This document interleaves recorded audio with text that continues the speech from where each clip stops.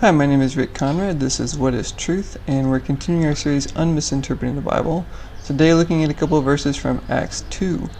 Muslim apologist Paul Williams claims that these verses support the Muslim perspective on Jesus as opposed to the Christian view. And to see how he does that, let's listen to Paul.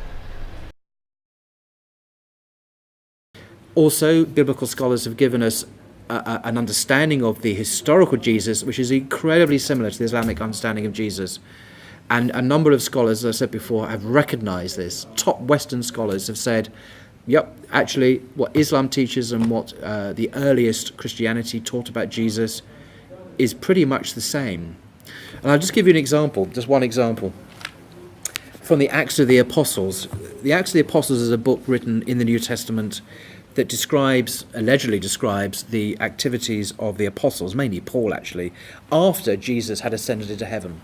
So he's no longer living on earth, he's no longer resurrected, he is now ascended into heaven. And this is what Peter, and in Christian terms, Peter is full of the Holy Spirit now. It's after the day of Pentecost, the coming of the Holy Spirit. So he now knows who Jesus is. He spent years with him, he's full of the Holy Spirit.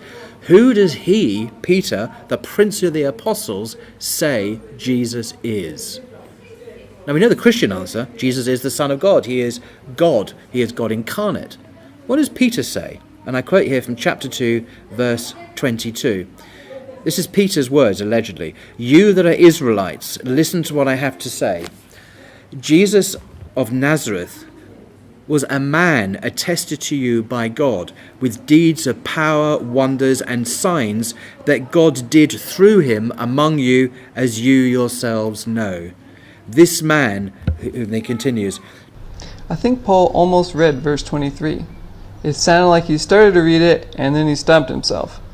And before we look at the part that he chose not to read, let's back up and understand a little bit about the Muslim theology of Jesus.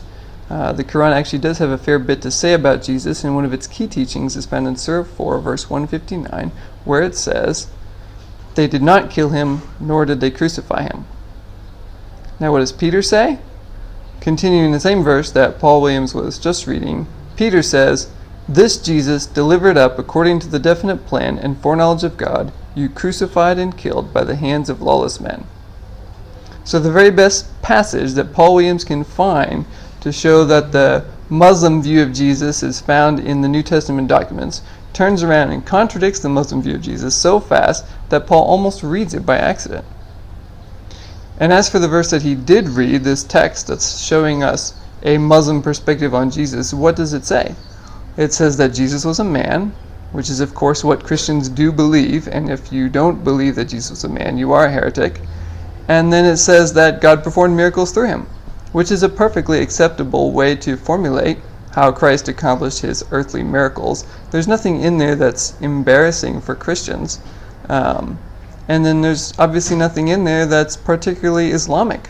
Lots of religions believe that Jesus was a man that performed miracles. It's actually the skeptical scholars that Paul is citing who would say, yes, he was a man, but no, he didn't perform miracles. But yes, he was crucified, which Paul doesn't believe. So he's not in agreement with these guys either.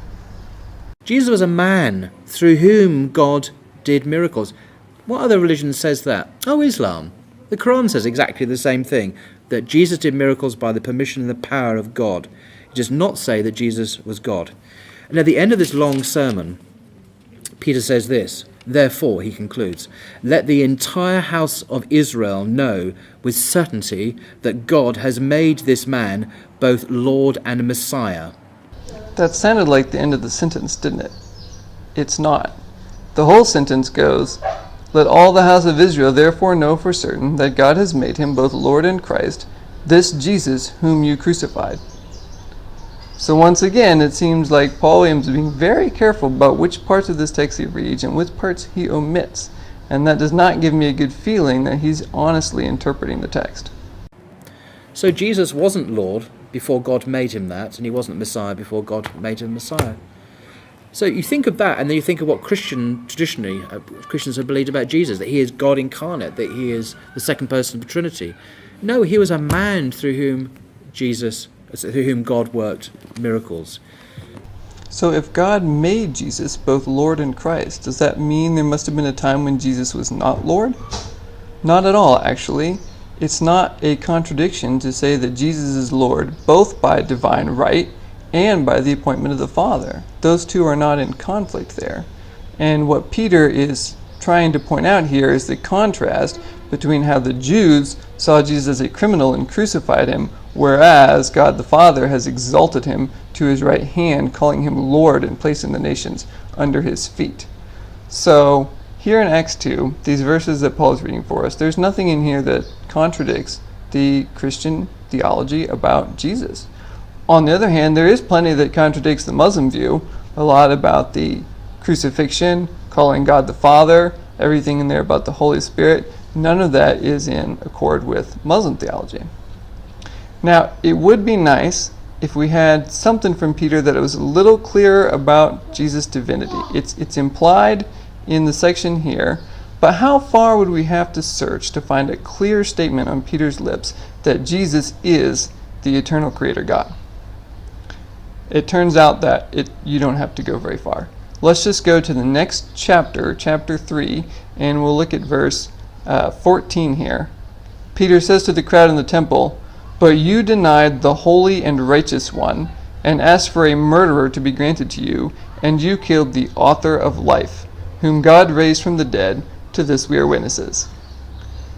Now that, ladies and gentlemen, is not the Muslim view of Jesus.